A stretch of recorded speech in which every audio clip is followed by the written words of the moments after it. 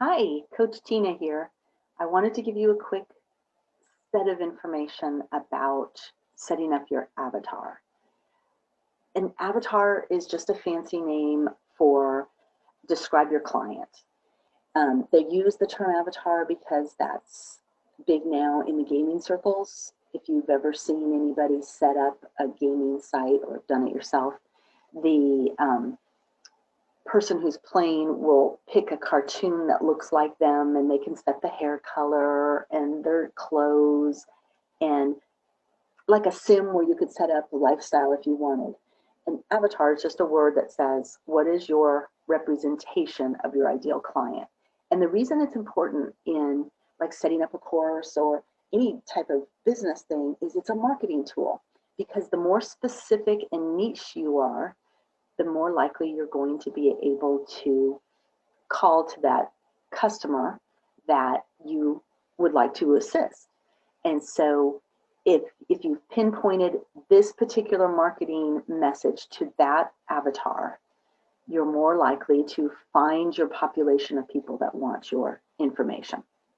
So day 3 of the Mastermind training with Dave Espino talks about establishing who that ideal client is, and he calls it your avatar. So you can research on avatar. There's a bunch of information out there.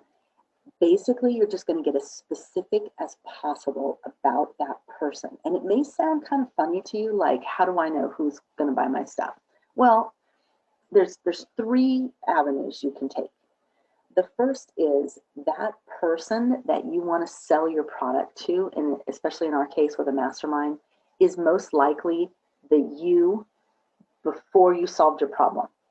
So I don't know, a year ago, 5 years ago, 10 years ago, what were you facing? What was the problem going on in your life? What did you do about it? And now, how are you helping people not have to go through the same ordeal you went through? That is probably the easiest avatar to pick because you know yourself so well, right? So 10 years ago, person was 44, they were just coming out of, or in a bad marriage, struggling, having career problems, financial mindset issues, and now you're able to address what happens when you do X, Y, and Z and what the new life looks like for that person.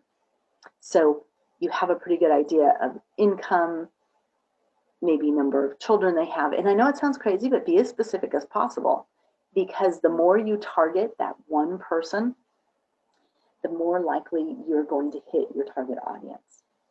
Now, the second way that you can set up your customer is to have a particular person in mind. Maybe you have a raving client.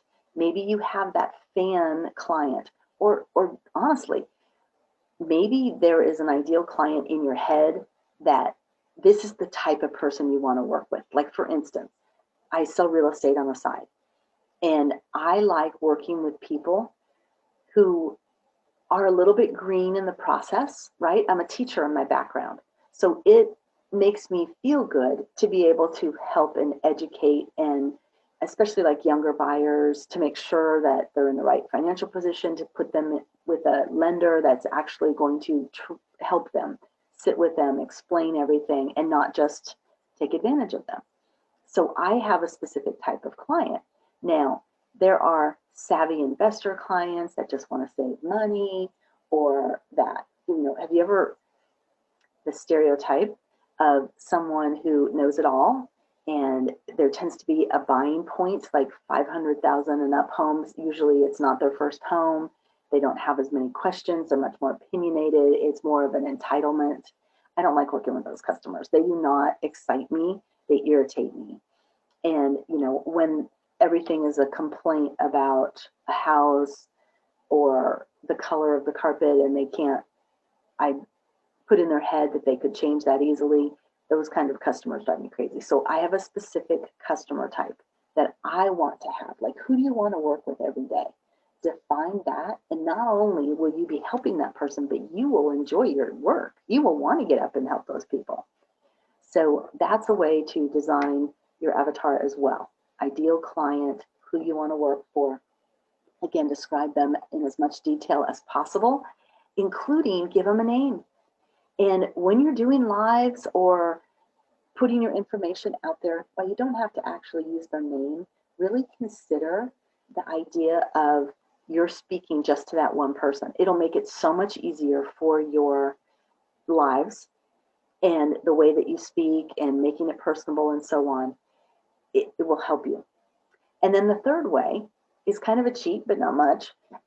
Go out, set up a Facebook ads account, and look at the demographics on how to set up an ad. They start out with age group, male or female, that might be male or female first, or both. And then is there a specific ethnicity, a language that they speak? And basically it'll talk you through all these different categories that you probably haven't even thought of. And then it asks you things like, what is their income level? Do they have a particular kind of job? An industry that they're interested in? What do they search for? What kinds of, are they on Facebook? What kinds of groups do they join? What do they do for hobbies? And that helps you get in the mind of that person. And if you could target an ad to that exact person, then you've defined your avatar. So those are just some thoughts. And then I wanted to share my screen. So you can Google on avatar and get all of this information out there. I found one particular site that has this worksheet, and I'm going to try to expand it just a little bit so you can see this. So this, in their mind, is an avatar worksheet, and you can sign up for them and get this downloadable if you want it. But basically, you would put what the goals and the values are of these people. And so they decided that this person was named Eric. They were 40, a male, married, probably has 2 children in the younger elementary type age, so they haven't settled on high schools or anything yet. Where do they live? Metro area. What do they do? You know, what's the annual income? What level of education do they have? Then that particular person would want to have an agency business, increase the capabilities of the team, scale that business to a higher level. And they value personal development, learning, providing value for the clients, and using white hat marketing properties. I don't know what those are. I'm not a marketer. Where do they go? They like to read books like Think and Grow Rich. What are the magazines they read or the sites that they visit? So there's some blogs. There's the conferences that they might attend, and who are their gurus. And this is important because, believe it or not, there is actually a feature in Facebook where you can hone into the types of people they follow. So I saw a great seminar with Billy Jean, the genius marketing guy. And what he does is you can target to like Tony Robbins, people that follow Tony Robbins or go to Tony Robbins events, and market specifically to them, which is pretty cool. And then what else do they do? So this particular person, they're saying they spend time on LinkedIn.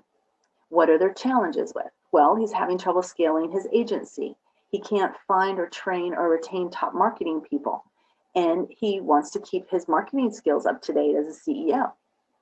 His pain points are that he's losing business to other people. Sorry.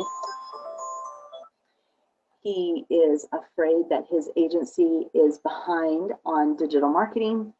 And what would be his objections to possible objections to purchasing your product? And the reason why this is important is if you can address people's objections up front, you're going to have a much better chance that they will buy in. I mean, you already know what they need and want, and now, you know, it might be price. And you could say to people, like for life coaching, a lot of people don't like to purchase life coaching because it's expensive.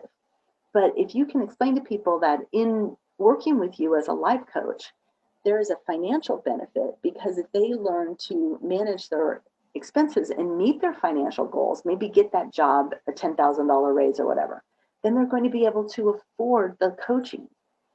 So if you know this up front, you can explain it to them so that that's not something that they have on their list of, I can't do this because. And then role in the purchase process. So Are they the decision maker? Are they the person who actually is going to be putting the money down? Is he going to be the one that needs to take the training, or is it going to be pushed off to somebody else? So in this particular case, right? And they go through this particular, this is digitalmarketer.com, and they go through all of what I just talked about on that worksheet, giving you lots more information. Okay, so just a thought of something that could be helpful, but who is your avatar? And how are they going to find you in Mastermind? I think one of our challenges is going to be keywords. And I'm going to talk about that next. And I'm also going to talk about day 4 when we talk again. So I hope you guys are having a blessed day. It's day 90. I have 10 days left of my 100-day challenge. I am definitely speeding up because I see the finish line in sight, and I'm excited. So hope you guys are having a blessed day, and I will see you tomorrow.